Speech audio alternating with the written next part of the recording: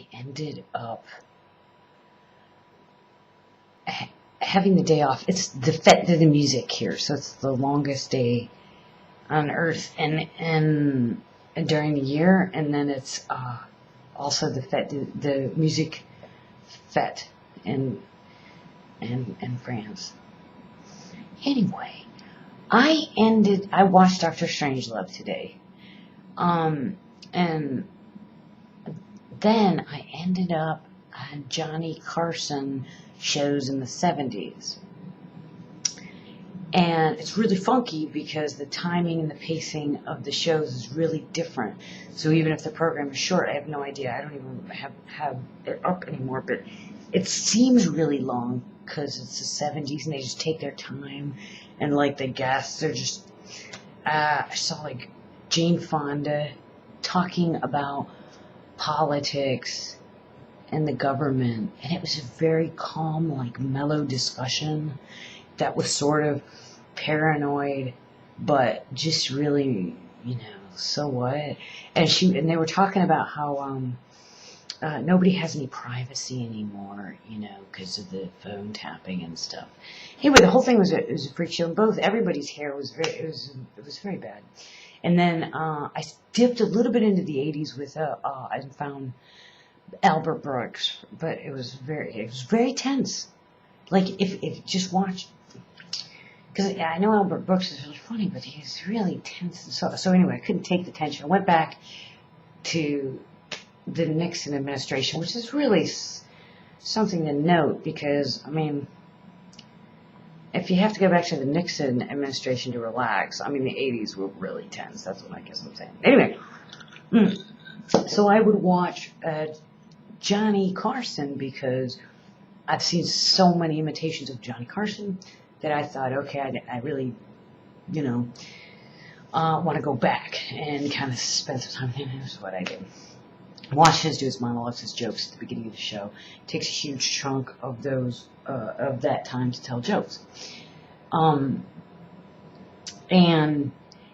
so he tells a joke about Miss Olsen sneaking up on somebody with some coffee.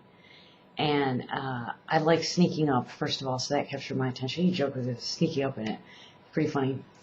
But Mrs. Olsen, I was like, wow, that reminds me. Mrs. Olsen was like always there when I was growing up. So I was like, who the fuck? So I went and looked it up. Saw a commercial. It says it's a commercial from the 70s, Mrs. Olsen. And I watched it, and she says, Folgers coffee is homegrown, like that.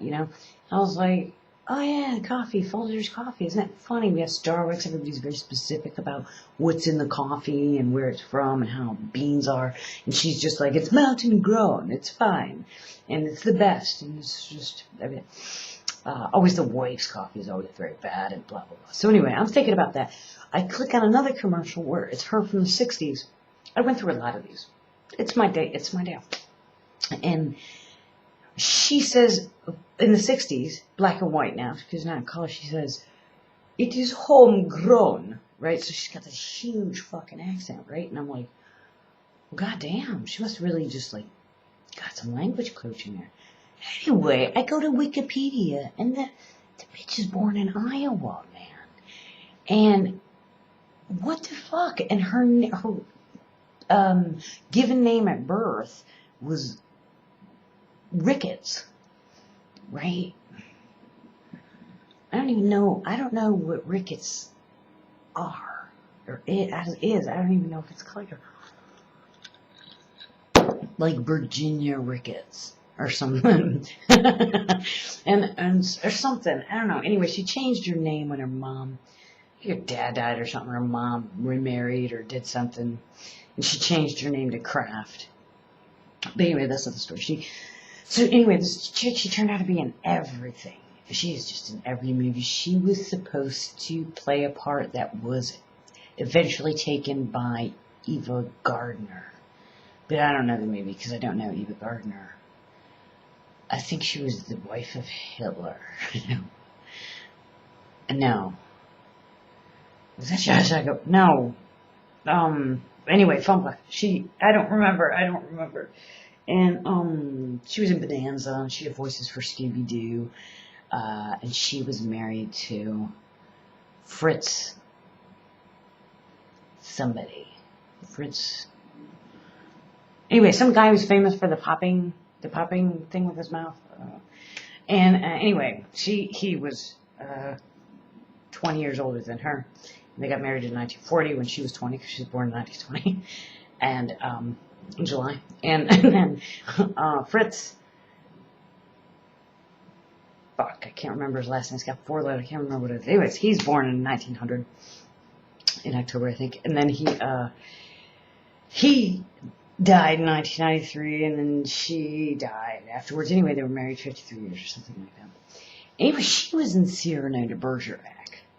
And so before I was like, she's from Ohio. It said she was in Cyrano. So I was like, what part is she playing? And it was Sister Mart, which is Martha or whatever. And that's the chick, the nun who gets the most lines in Cyrano. You know, when he's all, he gets hit in the head or assassinated, you know, toward the end, you know, when somebody tries to assassinate him.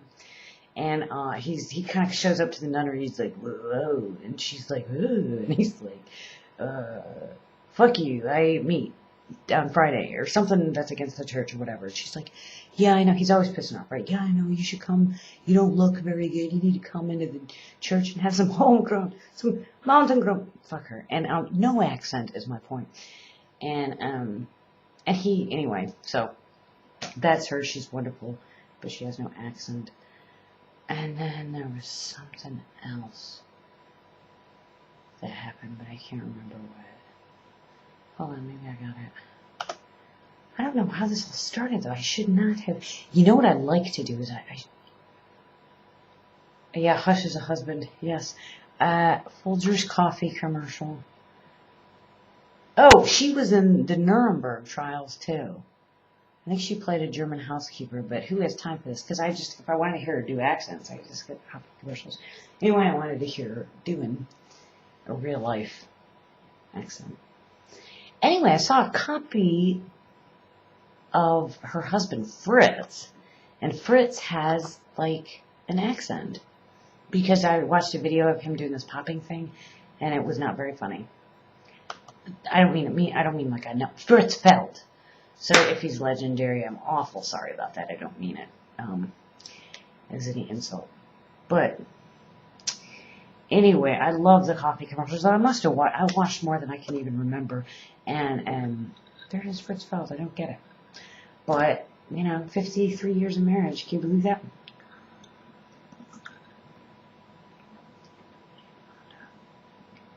Rich Little. David Steinberg from the 70s, though. 80s, maybe. SCTV. Shecky Green. Alan King. I saw one good thing about Alan King, so I really wanted to see what he was doing.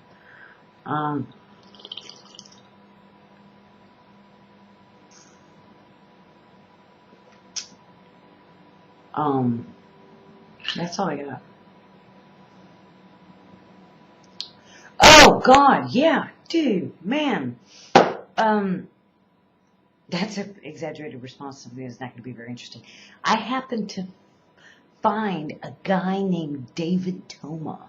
This was yesterday, though, so it was a long time ago. But David Toma used to do these lectures in the 1980s. And so it says, there's this video that says David Toma 1983. And it was anti-drug stuff, right? So you'd think, okay, it's nasty. It's the Reagan years, it's nasty.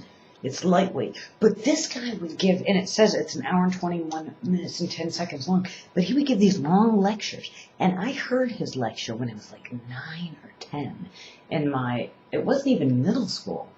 And he gave a lecture on his overdosing on heroin or being a cokehead and a drunk. And I passed out, apparently, during this lecture. Because I didn't hear I remember not hearing the whole thing. There's a big to-do about me fainting. But it was very intense. So if you look it up, David Toma, and you watch his life, they're fucking intense. Oh my God. Anyway, I found that the other day. So that should explain something. I don't think I'm going to put this video up. Yeah, I don't think that's a good idea. Alright.